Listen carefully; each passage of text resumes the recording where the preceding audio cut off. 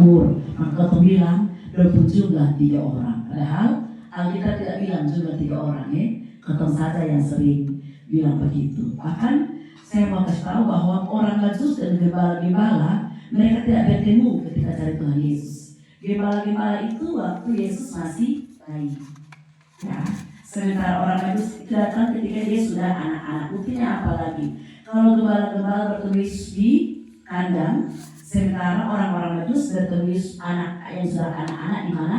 Dalam sebuah rumah. Jadi kalau ada di sini yang jual guru sekolah minggu, nah tolong kau bikin paman Natal, nah jaga sepakat tubuh orang Majus dengan gembala. Kalau ada masa berbeda, kadang-kadang orang terlalu euforia Natal, maka orang Majus duduk sebelah sini, gembala-gembala sana. Soalnya konteksnya, waktunya tidak sama. Jadi sekali lagi kalau ada guru sekolah minggu bertobat sudah jangan sepakat tubuh gembala dengan orang Majus. Dan juga hati-hati, jangan bilang orang Majus ada 3 orang, karena Alkitab sudah kesepakatan bilang 3 orang.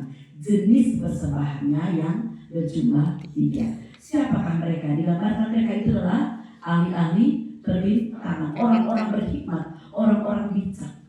Menarik sekali bahwa ini mereka berbeda dengan imam-imam ahli-ahli Taurat. Mereka punya keahlian untuk apa? Membaca ahli atau apa? Perbintangan. Ketika mereka melihat, mereka hubungkan itu dengan nubuatan para nabi-nabi. Sehingga apa? Mereka pergi bertanya di manakah dia, raja yang baru dilahirkan itu. Ini orang yang secara intelektual dia pandai, tapi juga memiliki kecerdasan spiritual. Dia pakai itu untuk apa? Dia punya keahlian, kecerdasannya dia pakai sebagai alat untuk apa? Berjumpa, mengalami pengalaman spiritual dengan Allah. Dan saya mengatakan bahwa Allah pakai keahlian seseorang ya sebagai jalan untuk dia menampakkan dirinya, menyatakan dia punya kehadiran. Dan orang Majus ini, mereka ketika mengetahui di mana dia dilahirkan, mereka pergi untuk apa? Menyembah dia. Mereka cari Yesus untuk apa? Menyembah Raja yang baru lahir. Ketika mereka pergi melihat dari kondisi bukan di istana, tidak membuat mereka patah semangat, putus asa, kehilangan pengharapan. Tetap mereka menyembah Yesus, Raja yang baru lahir itu. Sampai di sini, Bapak saudara yang dikasih Tuhan Yesus, ada kok 3 tipe ini.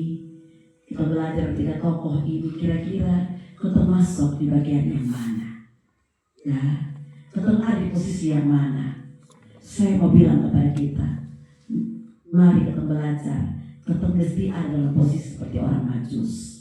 Saudara-saudara, bukan kebetulan ya, Tuhan kasih saudara-saudari itu panggilan menjadi pendidik anak-anak usia dini. Bukan kebetulan Tuhan kasih keahlian itu.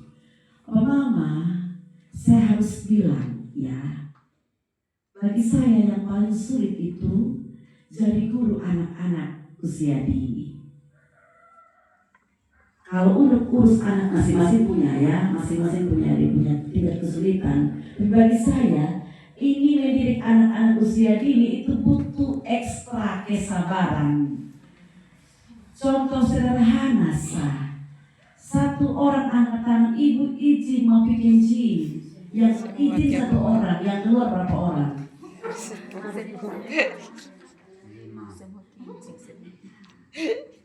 Oh, kita iya. Yang menangis 1 orang, yang ketularan berapa orang? 1 orang menangis, yang lain juga ikut menangis. 1 orang bertanya, berapa banyak orang juga ikut bertanya? 1 orang bilang ibu, yang lain ibu, papa. Kita puterinya hanya 2 Kita mau bilang sabar langsung ibu. Oh, kita mau ini tidak bisa langsung boleh bisa sana. Ya, bukan perkara yang mudah. Belum lagi mohon maaf ya, kita punya tenaga harus ekstra tapi tidak sebanding dengan kita punya kesejahteraan. Berapa